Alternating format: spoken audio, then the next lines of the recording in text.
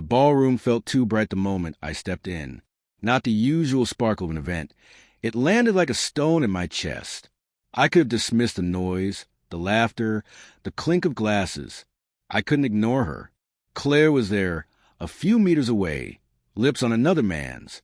It wasn't a stumble or a sloppy, forgettable mistake. It was deliberate. Her hand rested on his chest like it belonged there. Something inside me went still, then split, not with a shout but with a slow, precise crack. Instead of making a scene, I walked toward them. Each step pulled at me like tide pulling a stone. When I reached them, I kept my voice level. "You just ended our marriage," I said. She froze, color draining from her face. The man beside her, a polished, familiar-looking executive I'd seen in her photos, drew back and melted into the crowd. He offered no defense. Claire turned to me and whispered two words that landed hard in the kiss. "You're wrong."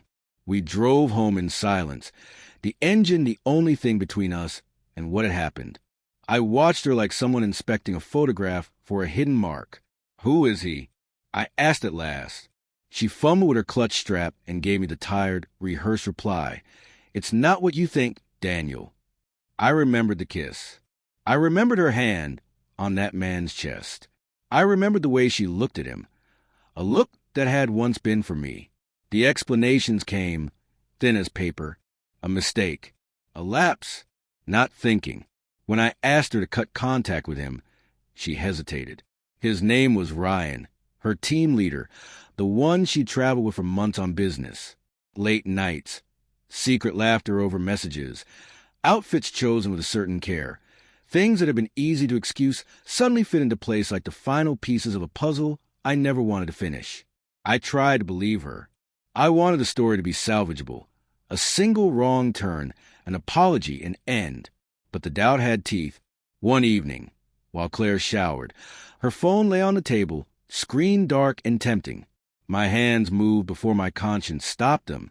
I told myself that if there was nothing to find, I'd close it and feel foolish. The messages were there in plain sight. Hidden chats, familiar pet names, photos, a private world she'd kept from me. "Miss you already. Last night was incredible. Can't wait for our next trip." Hundreds of words that erased the saved version of our life. When she came into the room wearing a robe, pale with the shock of being discovered, she said, "You went through my phone." I met her without anger, just a cold clarity. I went through the life I thought I had. I said, "We didn't speak after that night. I slept elsewhere. I packed a bag the next morning and left because staying felt like letting a wound fester until it became something worse." She messaged constantly, apologies, promises, explanations stitched together with "I love you." She called him nothing. She called me everything. But betrayal doesn't require a second person to mean something.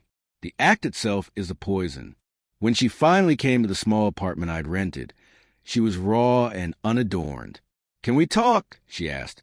I let her in and watched her try to find the woman I remembered. "Why him?" I asked. Her answer was a soft, helpless thing. "I don't know." He listened. He made me feel seen. She cried, but not with the grief of someone who wanted to fight for a marriage, with the kind of tears someone sheds after being caught. I spoke to Ryan once, from an unknown number. "You ruined my marriage," I told him.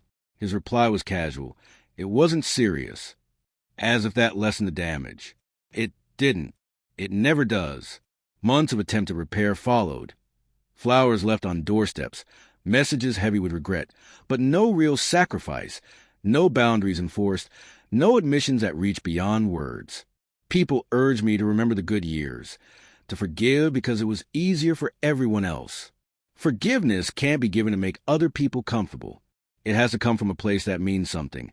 And hers, by then, fell hollow. The divorce didn't happen overnight, but it was inevitable.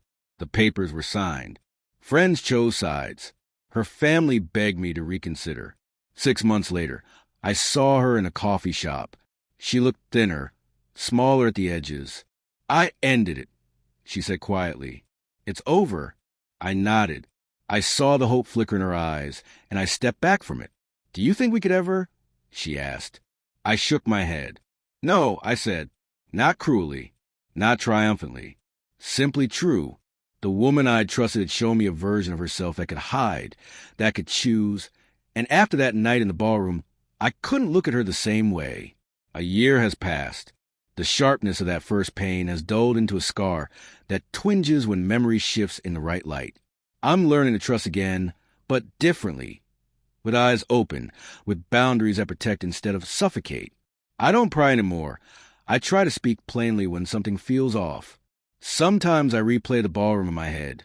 The music, the crowd, the slow certainty of the moment I said, "You just ended our marriage." I remember her whisper, "You're wrong." She was wrong about one thing. Denial can't rewrite what's been done. Once a person shows you who they are in the dark, you can't pretend the light reveals something else.